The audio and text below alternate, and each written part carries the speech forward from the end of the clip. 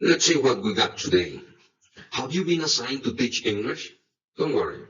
This time we'll analyze the student text for you to have an idea. Hopefully you can get the books at your military language school in your country. Let's begin with the organization of the student text. This is the organization of the student text. Each student text consists of 5 lessons. 5 lessons. 4 lessons introducing new material, and 1 review lesson, an evaluation section, homework assignments, and useful appendices. In a 30-hour week of classroom instruction, students will ideally cover 1 lesson per day. 1 lesson per day, and complete an entire book in a single week. An entire book in a single week. However, the material can easily be adapted for slower paced instruction.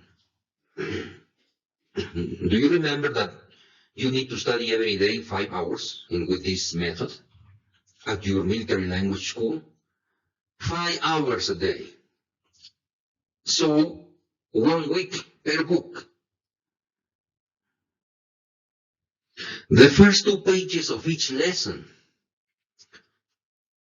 are the table of contents and preview page. The preview page presents a synopsis of the lesson's vocabulary, grammar, and language function objectives. The first section of the preview page lists the vocabulary. Most new vocabulary is provided in the alphabetical order. However, when useful, new words are grouped to enable students to retain them more easily. Examples of new grammar, structures, and language function phrases are included at the bottom of the page. ALC students frequently use the preview page as a study guide. Instructors can use it for developing supplemental and review activities.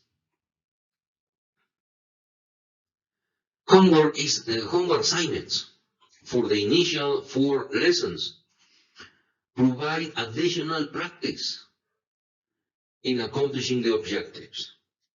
They also serve as a means of identifying students' language deficiencies. These exercises provide approximately 2 hours of homework for each lesson. 2 hours of homework per lesson. The homework exercises are located at the end of the student text on specially marked pages. Evaluation exercises are also provided for the first 4 lessons. These exercises are formatted like short performance quizzes and are intended to be used to measure student mastery of the objectives. They are located at the end of the student text. Instructors can administer the evaluations on a daily basis in a controlled classroom situation. Language objectives. The ALC is based on an instructional system development, that is ISD approach, which is a well-documented pedagogical approach frequently used in the development of military courses for vocational purposes. As prescribed by the ISD approach, the ALC is based on objectives. These are language and skill objectives that are explicit statements of what the student should be able to accomplish upon completing a lesson. In the instructor text, the objectives for a lesson are listed on the bottom of the contents and preview pages. This list is intended to serve as a guide indicating what content instructors must cover in a particular lesson.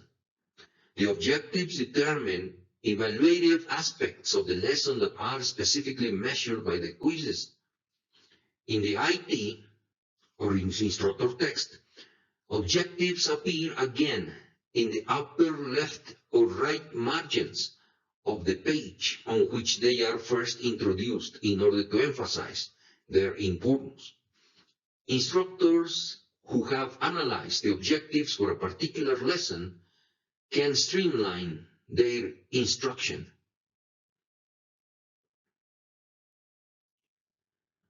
Objective and other vocabulary. Remember that we have what is called objective vocabulary.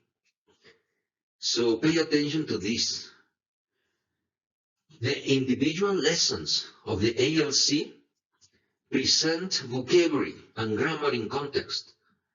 New words or phrases introduced in the lesson as objective vocabulary, attention, will be tested by the quiz given at the book's completion. Okay? So the vocabulary tested is the one called objective vocabulary. But much more language is provided in the classroom than what is found on the previous page of a lesson. Additional words, phrases, and expressions are included. This language may be contextually related, or it may be used to support the instructional process. The different types of non-objective vocabulary include recognition, instructional, and facilitative vocabulary. So just for you to remember, the only vocabulary to be tested is the one called objective vocabulary. Recognition vocabulary is vocabulary occurring in the text or used by the instructor that is related to the lesson content. Students should be able to recognize and respond to these items. Although these terms may appear on quizzes, they are not specifically tested. They are included on the previous page of each lesson. But no distinction is made between recognition and objective vocabulary in the student text. So here just for you to pay attention that the objective vocabulary, you as an instructor will know what is the objective vocabulary and what is the recognition vocabulary. The student doesn't have these marks. However, in the IT or instructor text, recognition vocabulary is idealized for the instructor's benefit. So italics will give you this recognition vocabulary.